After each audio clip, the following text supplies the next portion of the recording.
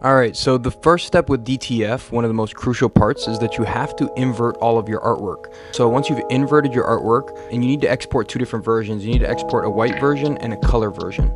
Once you've exported your artwork, you want to print the color version onto the sheet.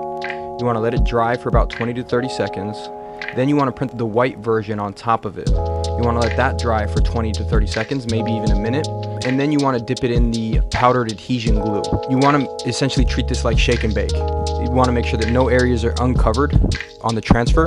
And then you want to cure it in your oven or your baker for 2 to 3 minutes at around 350 degrees. Once it's out, you should see that all the glue has been kind of crystallized onto the back of the ink. And then once that happens, you can press it for 8 to 15 seconds, depending on the paper you have.